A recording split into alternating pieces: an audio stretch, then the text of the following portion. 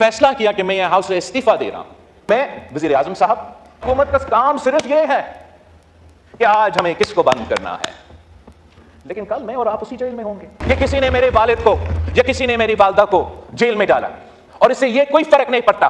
Media को गाली दे, opposition को गाली दे, हुकूमत को इस्तेमाल करके जजेस के खिलाफ एंटी टेररिज्म कोर्ट में इंतकामी कार्रवाई करे, कह रहे हैं कि आपका मुआशी पॉलिसी गलत है, आपका हुकूमत का पॉलिसी गलत है, आपका सिक्योरिटी पॉलिसी गलत है, कि आपका साबिक वजीर आजम चंद महीने के लिए जेल में है। आप लड़े उनका केस बैरिस्टर साहब, आप जेल में लड़े, आप अवाम के मैदान में लड़े। जब खान साहब वजीर आजम था, मेरा कोई जाती मुखालफत नहीं था कि इनकी जमात के सियासतदान जेल में हैं, ये ज्यादा उस टॉपिक पे बोलेंगे, उस टॉपिक पे शोर करेंगे। पर हुकूमत का सिर्फ काम ये होगा कि day to day fire fighting के बजाय हम उस आग पे मजीद तेल डालेंगे। नून लीग का हुकूमत पंजाब और वफाक में है, हमें अपना जिम्मेदारी अदा करना पड़ेगा। हम ये तय ना करें कि जलसे में आप जो कहे वो अपनी जगह, आइन का बलदस्ती के बगैर ना ये इदारा चल सकेगा, ना कोई और इदारा चल सकेगा। जनाब अस्सलाम वालेकुम नाज़रीन कराम, बिलावल भुट्टो ने हंगामी इजलास के दौरान असम्बली में हंगामा बर्पा कर दिया।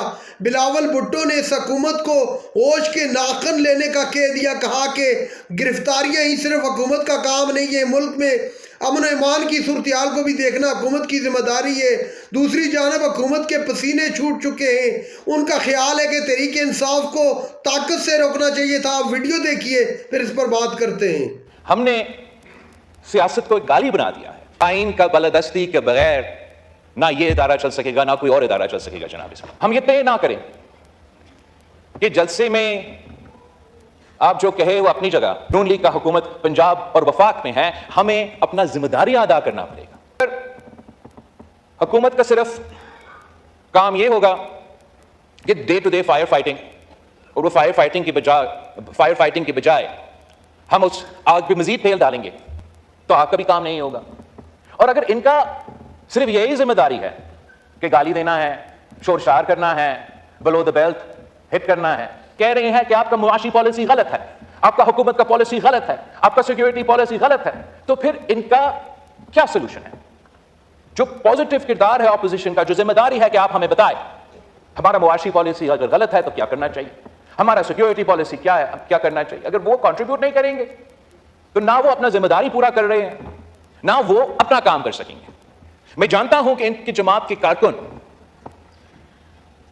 इस बात पे ऑब्वियसली इमोशनल होंगे कि इनकी जमात के सियासतदान जेल में हैं, ये ज्यादा उस टॉपिक पे बोलेंगे, उस टॉपिक पे शोर करेंगे।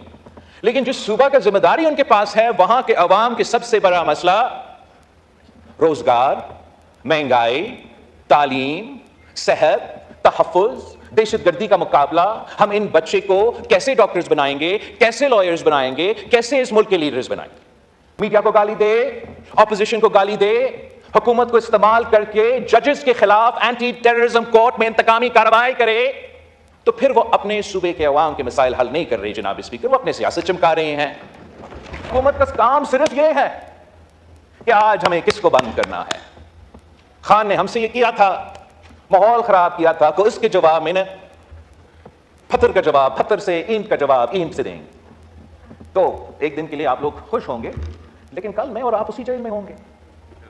और हम, जब खान साहब वजीर आजम था, मेरा कोई जाती मुखालफत नहीं था।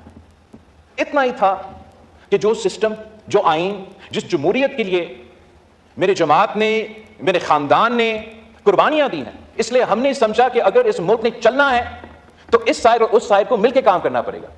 इससे कोई फर्क नहीं पड़ता कि किसी ने मेरे वालिद को या किसी ने मेरी वालदा को जेल में डाला, और इससे यह कोई फर्क नहीं पड़ता कि आपका साबिक वजीर आजम चंद महीने के लिए जेल में है। आप लड़े उनका केस बैरिस्टर साहब, आप जेल में लड़े, आप अवाम के मैदान में लड़े, यहां आके अवाम का खिदमत करे, अवाम का काम करे। हर इख्तलाफात आपका हो सकता है इसका हुकूमत का, ये सब जानते हैं। मैं इनके साथ मीटिंग्स में बैठता हूं, हमारा इख्तलाफ राय होता है, सियासत में होता है। हम सब ये इलेक्शन लड़े तो इस पॉइंट पे लड़े कि मुल्क में महंगाई है, महंगाई का मुकाबला करना है, अवाम को मुआशी इंसाफ दिलवाना है। और जहां हमने समझा कि तनकीद होना चाहिए, हमने भी तनकीद की। आप लोगों ने तो कोई मौका ही नहीं छोड़ा कि तनकीद ना करें। لیکن اب وقت آ گیا ہے کہ ہم تھوڑا جائزہ لیں کہ حکومت کا پرفارمنس اس بنیادی ایشو پہ کیا ہے، اور ہم کیسے انشور کر سکتے ہیں کہ نہ حکومت سے نہ کسی اور سے ایسا کوئی غلطی ہو جس سے ہمارا یہ IMF کے ساتھ اور معاشی جو پروگرس ہو رہا ہے اس کو نقصان نہ پہنچا جائے۔ جناب اسپیکر، جب آپ 2008 سے لے کے 2013 تک اس ہاؤس میں تھے، ہم نے مل کے کنسنسس کے ساتھ اپوزیشن کے ساتھ انگیج کر کے، ان لوگوں کے ساتھ انگیج کر کے جنہوں نے میرے والد کو 11 سال جیل میں قید رکھا، کسی سزا کی کوئی سزا نہیں تھا، کوئی کنوکشن نہیں، انہی سیاسی جماعتوں کے ساتھ انگیج کرنا پڑا، لیکن سب سے انگیج کیا، صرف ہمارے احتیاطیوں سے نہیں، اور ایسا کنسنسس ڈاکیومنٹ لے کر آئے جس سے ہم نے صوبے کو مضبوط کیے، پارلیمان کو مضبوط کیا، عدالت کو مضبوط کیا، اور اس کنسنسس کی وجہ سے ملک کے عوام کو فائدہ ہو رہا تھا۔ اس کنسنسس کے خلاف ایک مخصوص لابی موجود ہے جناب اسپیکر اس ملک کے، آپ کو بھی پتہ ہے، ہم سب کو پتہ ہے، وہ کبھی نہیں چاہیں گے کہ یہ کنسنسس جاری رہے، اور جب سے وہ چارٹر آف ڈیموکریسی کا پہ سائن ہوا، اس کا اگلا دن اس چارٹر آف ڈیموکریسی کو انڈرمائن کرنے کے لیے، اس کنسنسس کو اڑانے کے لیے، غیر جمہوری قوتوں کو مزید سپیس دلوانے کے لیے سازشیں شروع ہو گئی جناب اسپیکر۔ ایک سازش اس صورت میں افتخار چودھری کی صورت میں، دوسری کسی ایک سیاسی جماعت کو خاص طور پہ انٹیلیجنس اداروں کے افسران نے سپورٹ کر کے، بلڈ کر کے ہمارا سیاسی نظام کو اس پوائنٹ پہ پہنچایا ہے جناب اسپیکر، کہ جب پہلے ہمارے سیاسی اختلافات ہوتے تھے مگر ہم آپس میں قومی مفاد کے ایشوز میں، عوام کے مفاد کے ایشوز میں، آئین، جمہوریت، پارلیمان کی بالادستی، انصاف دلوانے کے ایشوز میں ہم آپس میں بات کرتے تھے۔ اب تو ہم ہاتھ ملانے کے لیے تیار نہیں ہوتا، اب ایسے اگر چلنا ہے چلتے رہیں گے، مگر افسوس ان بچوں کے جن کے مستقبل ہمارے ہاتھ میں ہے اور ہم ان کی قسمت کے ساتھ کھیل رہے ہیں۔ جناب اسپیکر، میں حکومت وقت سے بھی نہیں جناب اسپیکر، میں آپ سے ریکویسٹ کرتا ہوں کہ اس ہاؤس کو پہلے فنکشنل کرے، پھر ہم اس ملک کو فنکشنل کر سکیں۔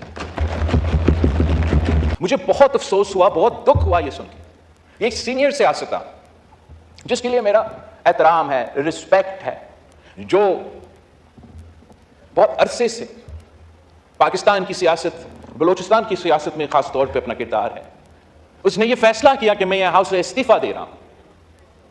مجھے بہت افسوس ہوا یہ سن کے کہ آج مینگل صاحب کے لیے بہت احترام تھا، مگر اس کا فیصلہ سے میں بہت ہی مایوس ہوا۔ ناظرین کرام، آپ نے ویڈیو دیکھی، بلاول بھٹو نے حکومت کے پسینے چھڑا دیے اور ساتھ ہی اپوزیشن پر بھی تنقید کی۔ بلاول بھٹو کا کہنا تھا کہ حکومت کا کام صرف گرفتاریاں کرنا اور عوام کو ہی اٹھانا نہیں، بلکہ ملک کے اندر امن و امان کو بھی برقرار رکھنا ہوتا ہے، معیشت کا خیال رکھنا ہوتا ہے۔